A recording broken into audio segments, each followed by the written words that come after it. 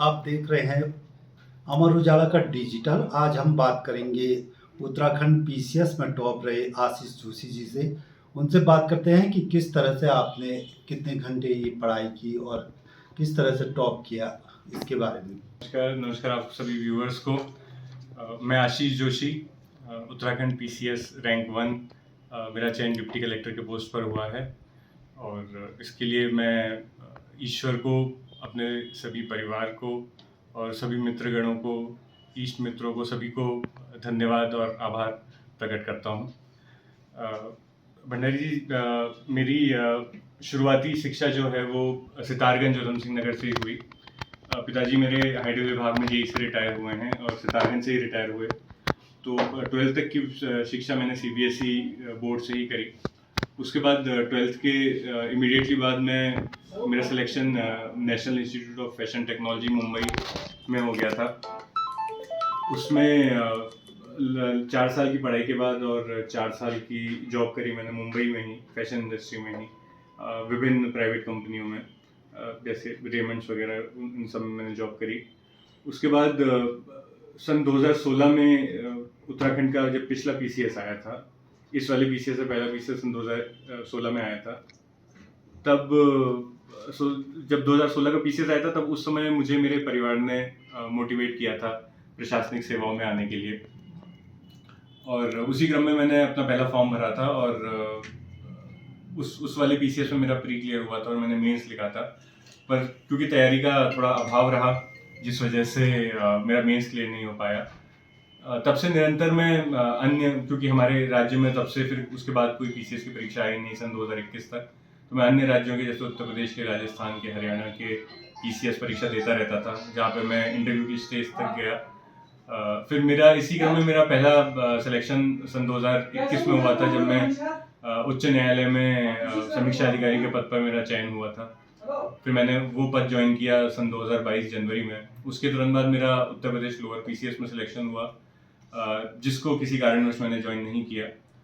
फिर 2 साल माननीय उच्च न्यायालय में सेवा देने के बाद इस वर्ष सन 2024 में मेरा उत्तराखंड लोअर पीसीएस में सिलेक्शन हुआ, जिसमें मैं नायब तहसीलदार के पद पर मेरा सिलेक्शन हुआ और वर्तमान में मैं नायब तहसीलदार पद पे सेवाएं दे रहा हूँ तहसील ज्योतिर्मठ, जनपद चमोली में, जिस कार्यालय में अभी हम हैं। और उसी क्रम में फिर अभी हालिया में अभी मेरा सिलेक्शन एसडीएम की पोस्ट पे हुआ है, डिप्टी कलेक्टर की पोस्ट पे रैंक 1।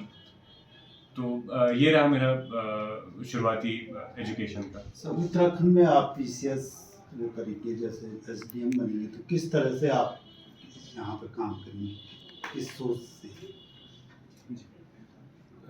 मैंने अभी जितना मेरा बहुत थोड़ा सा अनुभव रहा है राजस्व विभाग का, अभी पिछले 4-5 महीनों से ही, तो मैंने जो यहाँ पे जो कार्यशैली देखी है और जो प्रशासन का लोगों के जीवन में कैसा डे बाय डे पे कैसा कितना इन्फ्लुएंस और कितना इंटरफेरेंस रहता है, तो यहाँ पे जब मैं ज्योतिर्मठ के एसडीएम साहब को जब देखता हूँ कि जब वो यहाँ की डेली की समस्याएं लोगों की कैसे हैंडल करते हैं, तो मेरा भी जो अल्टीमेट जो मेरा गोल है, जो टारगेट है, वो इस प्रदेश की सेवा करना ही है।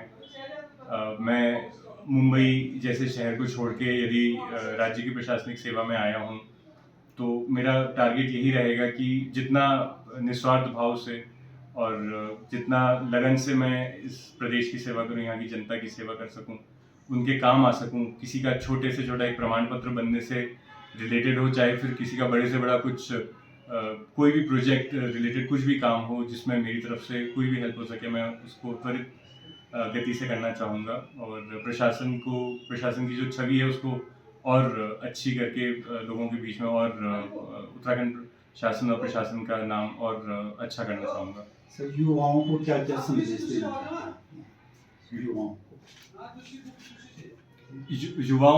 युवाओं को मेरा मुख्य संदेश यही रहेगा, क्योंकि आज उत्तराखंड का एक बहुत बड़ा युवाओं का तबका जो है वो सरकारी नौकरी की तैयारी में लगा हुआ है।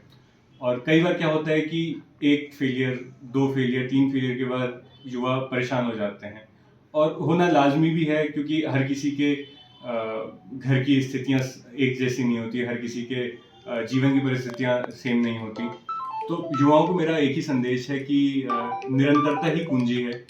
आप फेलियर से घबराएं नहीं, consistency is the key, perseverance से लगे रहें, परसिवरेंस से आप मैं सिर्फ सरकारी नौकरियों की ही बात नहीं कर रहा हूँ, किसी भी आप क्षेत्र में हैं, आप चाहे प्राइवेट सेवा में हैं, चाहे आप अपना स्टार्टअप खोल रहे हैं, कोई अपना नया होम स्टे खोल रहा है, कोई कुछ भी सेवा में कहीं पे ये MNC में है, पॉलिटिक्स में है, तो जो कंसिस्टेंसी है, जो निरंतरता है, जो परसिवरेंस है, उससे काम करिए और सफलता अवश्य मिलती है। मैंने अपने केस में देखा है, मैंने अपने साथियों के केस में देखा है। आप हमेशा पॉजिटिव रहिए और कंसिस्टेंसी से काम करते रहिए। धन्यवाद। अगर आप ये वीडियो YouTube पर देख रहे हैं तो हमारे चैनल को सब्सक्राइब करें और बेल आइकन को दबाना ना भूलें। अगर आप Facebook पर ये वीडियो देख रहे हैं तो हमारे पेज को लाइक करें।